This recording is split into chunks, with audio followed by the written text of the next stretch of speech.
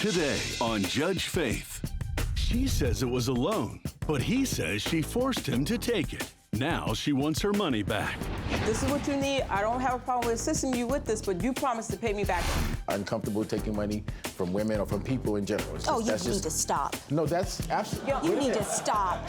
No, I have a contract here, sir, that's already been submitted into evidence. No.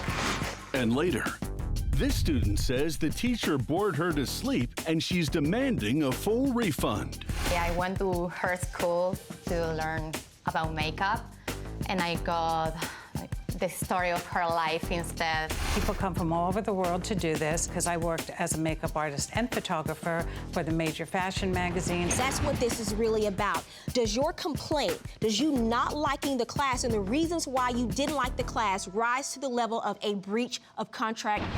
Faith Jenkins. Her distinguished legal career began when she graduated first in her law school class. She quickly became a tough New York City prosecutor and then a preeminent legal analyst on cable news. And now she's the judge in her own courtroom. Her cases are real and her rulings are final. She is Judge Faith. Plaintiff Hope Sanders says her ex-boyfriend asked for several cash loans during their relationship and then refused to pay. She's suing for unpaid loans. Defendant Glenn Murphy says he agreed to pay her back under duress because they were really gifts. He's suing for a cell phone. Remain seated and come to order. Court is now in session. The Honorable Judge Faith Jenkins presiding. Your Honor, this case is Sanders versus Murphy. Thank you, Barbara. Hope Sanders? Yes, ma'am. You are suing the defendant, Glenn Murphy, for $1,376 for various unpaid loans and items you say you purchased for the defendant during the course of your relationship with him? Yes. And he was supposed to pay you back for several of those items? Yes, Your Honor. And you say that you have a signed contract, and a part of the basis for your lawsuit is that he breached this contract and didn't repay you. Correct. You, Mr. Murphy, say that, yes, you signed this contract, but you were held hostage and forced to sign this contract under duress? Yes. Okay. And you have a counterclaim for $600 for a cell phone? Correct. Okay, I will start with you, Ms. Sanders. Tell me what's going on here. Your Honor, I have poor judgment of character. I loaned money to this defendant, Glenn Murphy, with the promise that he would pay me back. Well, let's back up for a second. The two of you were in a relationship. I met Glenn May 2013 at a mutual friends party. We became friends, we exchanged telephone numbers. He was very persistent, he had a sense of humor, so I gave him my telephone number. Actually, I gave him 6 digits instead of 7, but he picked up on it, so I gave him the full correct telephone number at that particular time. When I met him, he was employed. As we remained in contact, he became unemployed. July 2013, he asked me to help him purchase this piece of equipment to help him do this job that he had. And what month did you meet? We met in May 2013. Okay, so 2 months later, it's the first time he says he needs some help financially? Okay. So I was employed, so it didn't hurt me to help him out with purchasing this piece of equipment to help him, because I figured if I help him get, some income, he could pay me back. So it made perfect sense to me. In July, I loaned him the second loan. Tell me about their relationship, because at this point you've only known him for a couple of months. What makes you so comfortable to start shelling out cash so soon to a man you barely know? Misjudgment of character. He was humorous. He came across like he was a trustworthy person. I had no reason to doubt him. He made me laugh a lot. We had a good time. It was a good, decent relationship in the beginning. So that means you take somebody out to dinner, not necessarily pay their bills, though? Correct. Okay, Correct. All right. What's going on here, sir? I'm kind of shocked what's coming out of her mouth right now, because I didn't expect any of that. First off, Really? The only thing that she said that I'll agree with is we met on May 22nd or May 24th of 2013. And we did meet at a friend's party, but we became a couple. I won't do like her and say the bad things about her character. Hope's a wonderful woman. She absolutely is. I had a lot of respect for her. There's a lot about her. You ain't paying back my money, though. There was a lot about her that I liked, and something I look for in a woman, and so we, like I said, we connected. So we became a couple. And as far as loaning, I didn't ask Hope for money. Hope actually started offering money to me, and when the first time you felt pressure to take it? The first time she offered to give or do anything for me, I told her straight up, I was like, Hope, I'm not taking this from you. I'm uncomfortable taking money from women or from people in general. It's just, you need to stop. No, that's absolutely. You need to stop. No, I have a contract here, sir, that's already been submitted into evidence. No. You already submitted the contract into evidence. You don't dispute that you signed this, right? I dispute how I signed it. Tell me about that. And even what's on the contract, because I've been trying to get this contract from her. I don't even know what's on that contract. Hold on a second. Listen, there's obviously more than just a friendship going on here. You can qualify it however you want to qualify it. There's more going on here. So now we get to the point to where you have this contract drawn up. Tell me about this contract, because you've spent now money on several things. $200 on a license, $50 on a DJ, $35 on Stacey Adams' shoes. My mother told me never buy a man shoes, too. I did it against my will. Why'd you buy the shoes? Against your will. Because he needed them. He needed clothes to start his new job, so I was helping him because... But you're not his mother? That's true, but he's a grown man. So I figured, he was down on his luck. He was unemployed. He was trying to get reestablished. He was looking for work. So he needed shoes and he needed clothes. So I said, okay, fine. This is what you need. I don't have a problem with assisting you with this, but you promised to pay me back. He said, yes, I promised to pay you back because I have a problem with accepting money from women. So I said, okay, no problem. Would you show that to Mr. Murphy? Is that your signature, sir? Your signature? Yep, but... Okay, that's all I need to know. All I need to know. Coming up on Judge Faith, was Glenn a hostage or was Hope just holding on? She's upset because our relationship ended and she didn't want it to end. You're blocked, you're held down, your computer's taken, all of these things happen, but you continue to date the hostage taker for several more months. And later, the student and the teacher ask the judge to read the reviews. On Yelp, you have a really bad review. I would not have an A+ rating with the Better Business Bureau for all these years. When people don't like something, they're more likely to go on Yelp and make a complaint than a positive review. Plaintiff Hope Sanders says her ex-boyfriend signed a contract agreeing to pay back her loans. She's suing for unpaid loans. Defendant Glenn Murphy admits he signed her contract, but only because Hope held him hostage. He's suing for a cell phone. Tell me why you say you should not be bound by this contract, sir. She's upset because our relationship ended and she didn't want it to end. It was when do you say your relationship ended? Because I'm not denying. I'm not a liar, so I'm not going to sit up here and say that I don't owe part of what's on that. My question to you is, why do you feel you should not be bound by this agreement, sir? Okay, that's real simple. First off, when she came up with this, that was never signed. It was not signed at all. She had it. She's like, this is the agreement. And this is going to sound crazy, but this is a fact. I'm a computer person. The fact that I don't have a computer, my laptop with me right now is like very uncomfortable. It's like my right arm. So when anybody knows that Glenn always has a computer with me. I was at her house one day, and we're going through our disagreement. We're having problems, and I'm trying to leave the house. She will not let me leave this house. She blocked me, she held me, she closed the door, she would not She physically held you? She jumped. I'm not gonna hit her, so she's holding me back. I'm not gonna push her away or throw her down. I'm not a physical guy, I don't do that. Did you physically hold him and force him to sign this? No. Okay. Anyway, she physically blocked me from leaving the house and would not let me leave the house. So I finally get away, but when I separate from her, I don't have my computer, my laptop. And then I realize that it's missing, I go to look for it, it's gone. She hid it and held it and would not release my computer. Would not. So that's the hostage and duress part of your claim. And so when did you sign this, sir? There are things that I will not say because I don't badge women. Sir, when did you sign this? I couldn't even, it was that day, whatever day it was. Because it doesn't mean, we were a couple. You weren't held hostage? I signed it because I wanted to get out of that house. I wanted to get away. You know what, here, take this. I'll sign it, whatever you want. And so that was in December of 2013.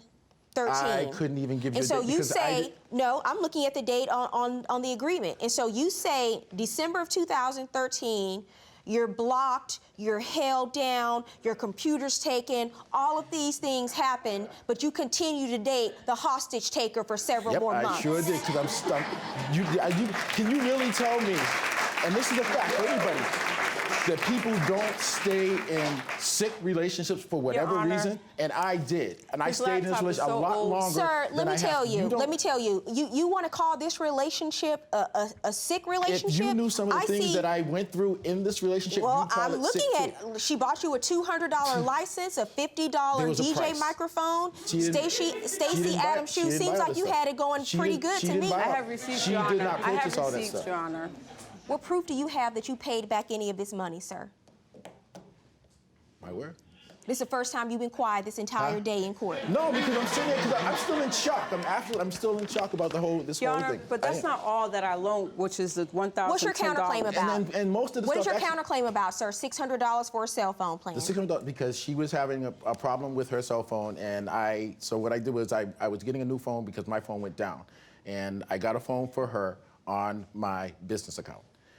And when we got the phone, you know, Hope has a different kind of personality. So I was uncomfortable with her.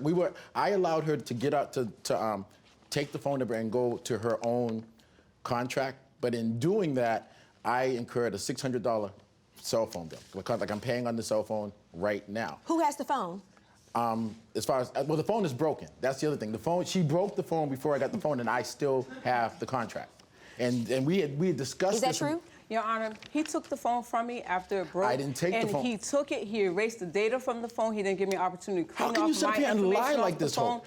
You know, you're supposed to be a church-going woman, and you really... He cleaned the phone from all my information. Okay, I'm done. I've heard enough. Your counterclaim is dismissed.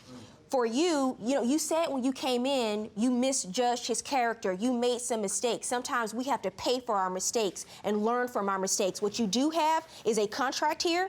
I do not believe that he was held hostage and signed this contract under duress, ma'am. I'm going to order him to pay you back the full amount of this contract, $1,010 judgment for the plaintiff. Good luck. Thank you.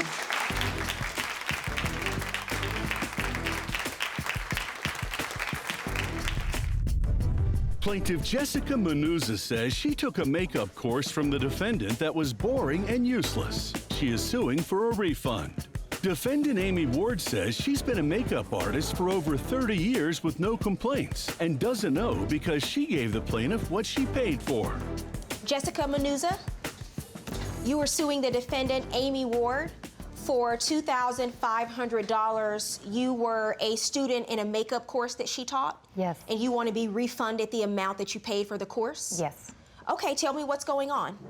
Well, basically, I went to her school to learn about makeup, and I got the story of her life instead.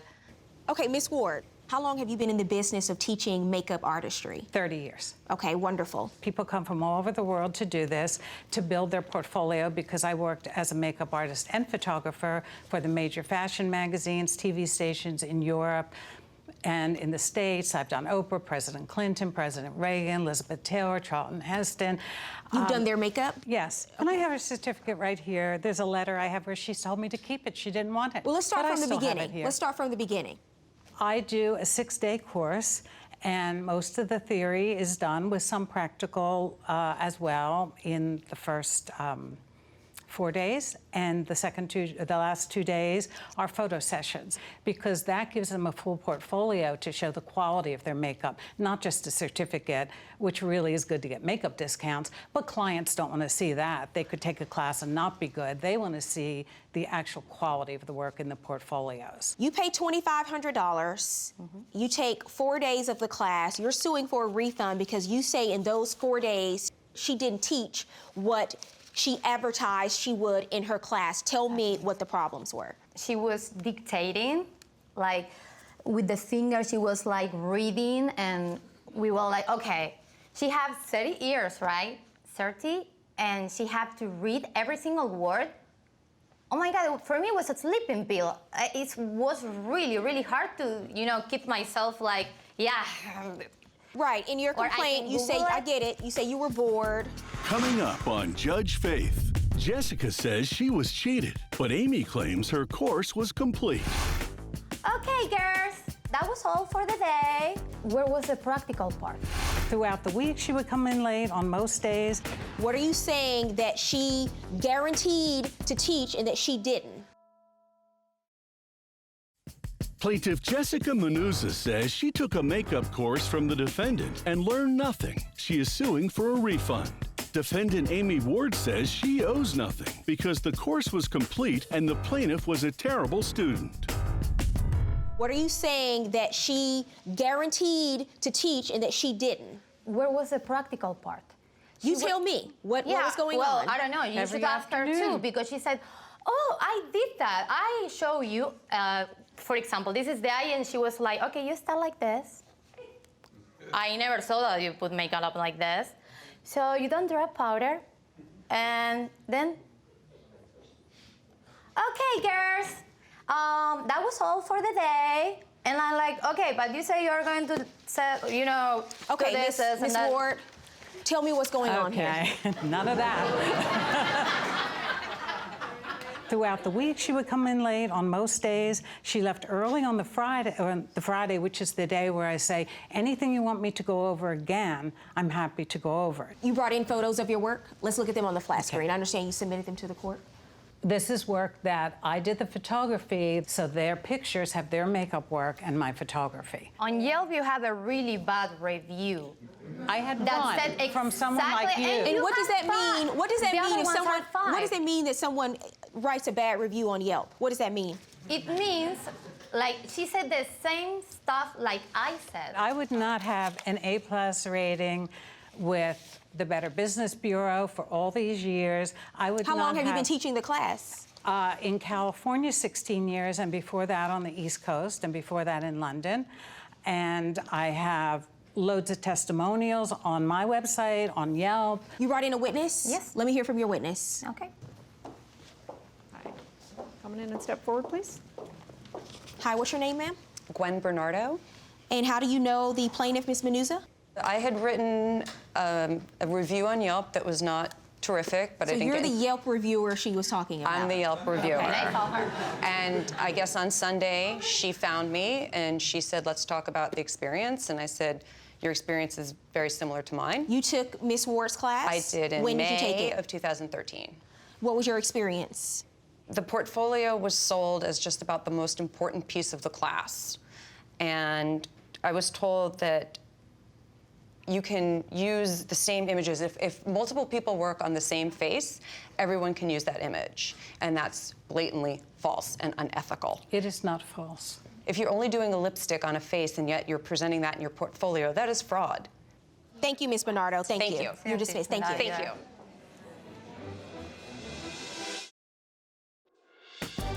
And now, Judge Faith rules. Okay, that witness really didn't help your case. You found the other Yelp reviewer. People write bad reviews on Yelp all the time. I actually looked at her Yelp account, and I looked at the number of reviews she had. She had mostly positive reviews. I think that says something because when people don't like something, they're more likely to go on Yelp and make a complaint than a positive review. She had overwhelmingly positive reviews. You brought in the one person that wrote the bad review, and what she said does not help you prove your case.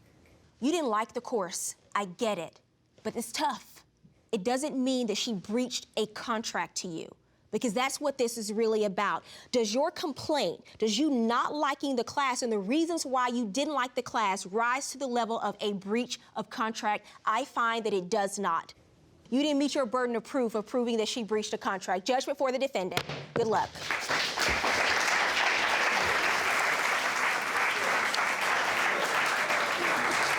Here is your certificate. You're welcome to have it. Yeah, I'm going to throw it away afterwards. If you or someone you know has a dispute, don't take the law into your own hands. Let Judge Faith rule on it for you. To submit your case, go to judgefaith.com and tell us your story. See you in court.